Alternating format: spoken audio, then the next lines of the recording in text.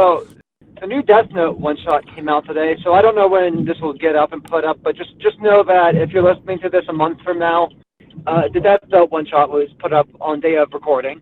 So when all of you say that all this other stuff happened and that we're totally wrong, Yeah, we'll respond to you a month later. exactly. So the Death Note one shot is not the first one shot. It originally was had a one shot before the original manga production, which is totally different. I highly recommend. That's a fun read. It's not the same deep, witty, philosophical mind game that the series is, but it's a different approach to it. But this one shot is a direct sequel to the original Death Note. I think it's like 10 years or so like afterwards, and Ryuk is bored. He wants to go find someone else to have the Death Note. He wants to have the same fun time as he had with Light. So he, out of all the humans on Earth, he chooses another Japanese boy with relatively high intelligence. The gimmick here is that the guy like sucks at school, but he gets like the highest scores on every IQ test. He also looks like a K-pop boy band member. So he's which is actually like literally like he actually looks like a real life boy band K-pop member. There was someone shared a picture on Twitter and it was pretty striking. So he's L. Yeah. What? No. No. It's the like. You're gonna have to fucking look up a picture of yourself. Put it on screen. I don't give a fuck. But it's more like the shaved sides with the really like. No, I mean this like, character's big, personality. Like, this guy just sounds like L. No, he's not. He's a bit more like Light, but nah, you might have similarities to L. I'd have to do a bit more analysis.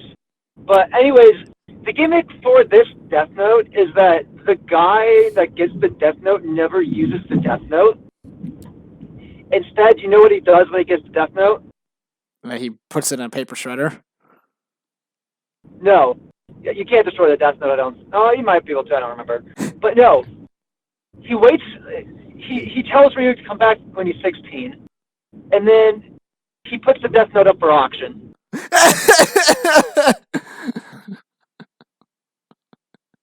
Tell me if you want me to stop at any time, because it only gets better from there. No. I'm listening. Okay, so the Death Note gets put up on auction. The way that he does is Ryuk, who's invisible to humans who don't have the Death Note, like he writes a message like on a piece of paper, has Ryuk take it to the local TV station and float around as a ghost, like basically being a ghost with this piece of paper floating around, saying that like the power of Kira is being put up for auction. Put a hashtag on Twitter, power of Kira, with the amount you want to buy it for. Wow. That is... And of course, the surviving members of the first series sees Ryuk doing this. They start panicking. They're like, "Oh no, we gotta figure out where this new Kira is." Nier, with ridiculously long hair, is like, "Oh, like he's like, oh, we gotta find this A Kira before he sells the Death Note, so we can question about things and get the Death Note off him." But so that's kind of like the main premise.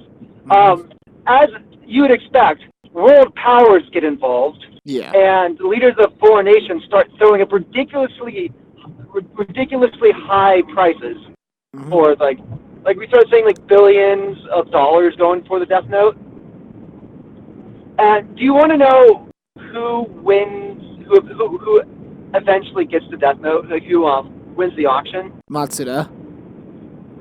No. Take a wild guess. Matsuda. No, Matsuda doesn't get the Death Note. He doesn't have the. He's a fucking like special task force member. He doesn't have the money to outbid foreign powers. The president? Is it Obama?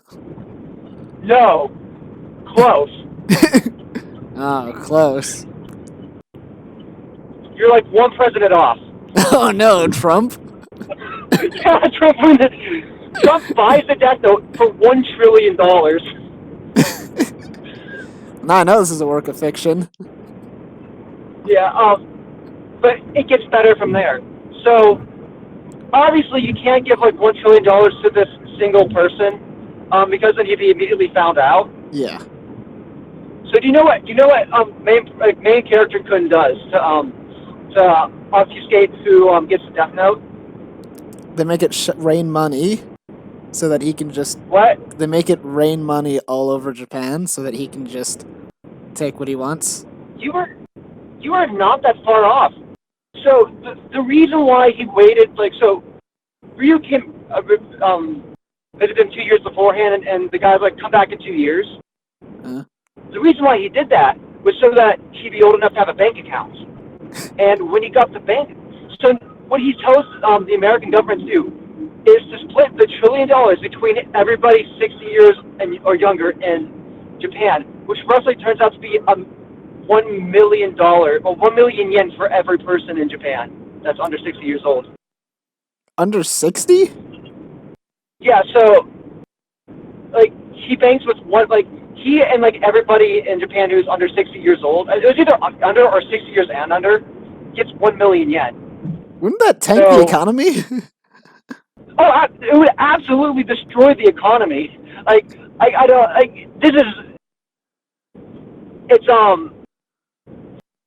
sort of super obviously this is cartoon, this is fictitious. Yes. The value of the yen would skyrocket. It probably put a tank it would put America $1 trillion more in debt. That's all right. We're already 26. So what's 27? Classic Trump. No, but it gets better. It gets better because Trump doesn't end up the bad guy in this. The story doesn't end with Trump killing off all his political rivals. Surprisingly. I can believe that he wouldn't. No, but even so, the thing with the Death Note is once you have the power to kill anybody, you can't really say that no one would ever use it. This guy did this new guy apparently didn't use it. He didn't even test it. He's just like, "This is real." He's like, "Yep," and he's like, "Cool, take it back. Come back in 2 years." So. Oh no, but he didn't use it. No, but he did use it to become filthy, stinking rich. He still became a millionaire. Oh, I thought. He's also an idiot because he didn't realize he tanked the economy in the process. But that's not something that's explored in the. Well, when I say use it, I mean write a name down. But you know. Yeah, no, but there's more ways to use it. Not everybody, he still profited off the Death Note, just not in a conventional way. Yeah, when I said use it though, that's just specifically what I meant. Yeah, I know. So the story doesn't follow him tanking the economy. So what does it follow? Okay, so the story doesn't continue on to a point where the economy would be tanked. It doesn't. It ends after selling the Death Note. But the way the twist that ends up happening is that because no one's tried to sell the Death Note on such a grand scale before, the King of Shinigami writes a new rule in the Death Note that if anybody tries to sell the Death Note, the person who sells it and the person who buys it die. Oh. Or buys it on. So the kid ends up dead at the end of the story because he sold the Death Note.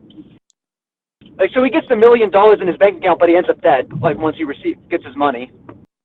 And then Trump ends up dead, and then Pence takes over, and the world ends. The twist is because the rule says on receipt of the Death Note. So Ryuk's do you want do you want the Death Note? If you take this from me, you're gonna die. And Trump's like, yeah, hell no, I don't want to die. I'll just pretend. I'll say I still have it and be the martyr who never uses it. So, in the public relations campaign, at the end of the day, Trump, as far as the world knows, Donald Trump has a Death Note and doesn't use it because he's such a good person. That's how the story ends. Well, he still technically has value in the Death Note then, because that means that even though he doesn't own a physical copy, he can still use it for foreign affair arguments. Yeah, he has the name it power. In principle, but not. Yeah. But so he's still profiting off of it. He's probably not until somebody realized he doesn't have the Death Note. Yeah, but who's gonna try? Yeah, exactly. It's like the threat. It's like how the threat of nukes is actually more useful than the nukes themselves. The threat of the Death Note is more useful than the actual book. Well, maybe not. I think just reading through this one shot, I think it's the best thing we could have asked for like a revival or like revisit to the series, because A, it doesn't take itself too seriously. B, it's a self-contained story, and C, it's something we've never seen before in the context of Death Note. Like they could have Meanwhile, had it just be. Light Yagami is rolling in his grave. Well, I mean, I think canonically speaking, Light Yagami becomes a Shinigami because that's what happens to people who use the Death Note. I don't know if that's technically confirmed, but I'm pretty sure that's hinted towards at the very least.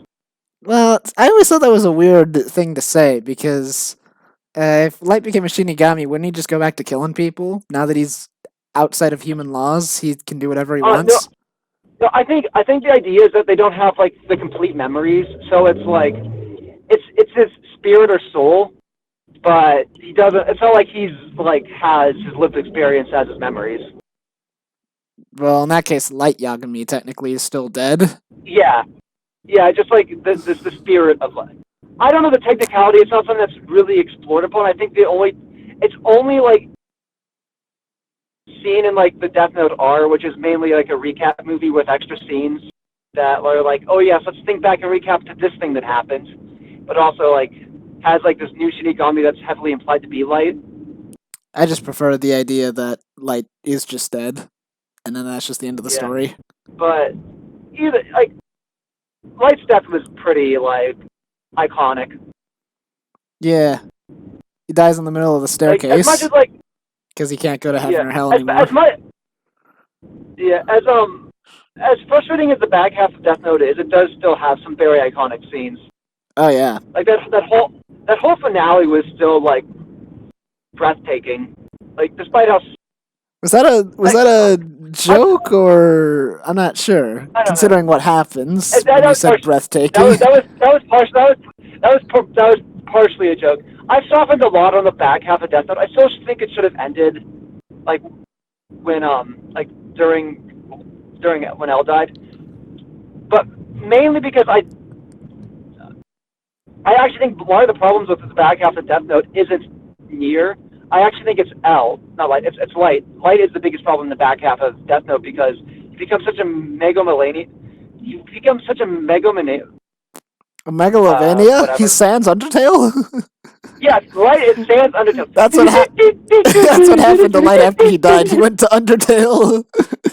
But Light becomes such a psychopath that he loses what makes him relatable as a person, and he's less enjoyable to watch because he's essentially setting up his own destruction without realizing it. Like I fully believe that L could have beaten Light at that point of Light's development, because he's basically just a crazed loon at that point. I like the back half of Death Note because the crazed lunatic Light is kind of like it's sort of like the end of his character arc, if that makes sense. Which I guess they call it an anti-character arc when you get worse as time goes on. I think it goes on for too long. That's the point. Yeah, I guess I would say the back half could have been a little bit shorter, but I liked it mostly. Yeah, I would have liked it more if it was. I would have liked it more if it was more of just like, I guess maybe something like this where it was like a one shot or like a short chapter where it's like, or a short couple of chapters where instead of it being this grand arc where you have this like new character Nier, if it was mainly just Light's kind of lost if he's gone paranoid, which allows L's successor just to come in and easily defeat him, and it's this great punk. It's kind of like a great punchline to this guy who outsmarted the smartest detective in the world, and is easily defeated by the smartest detective's the smartest detective's underling just because he's lost it. Wasn't he easily defeated by Nier though? Didn't that happen? Yeah, he is easily defeated. It just takes too fucking long to get to that point. I think it sets up so many things. I think it'd have been much easier. Like, I think instead of like being like another like 20 episodes, if it was like 5 episodes or like a volume's worth of stuff rather than. I think 10 would have been nice. Because it wasn't just Kira; it was also like the world after L dies and the knock-on effect and Kira that happened, like how much the world had changed as a result, and kind of exploring that. Yeah. And then kind of also which kind of culminates in just how much Kira Light has this changed, but also how much he hasn't changed, and that's kind of why things went so wrong.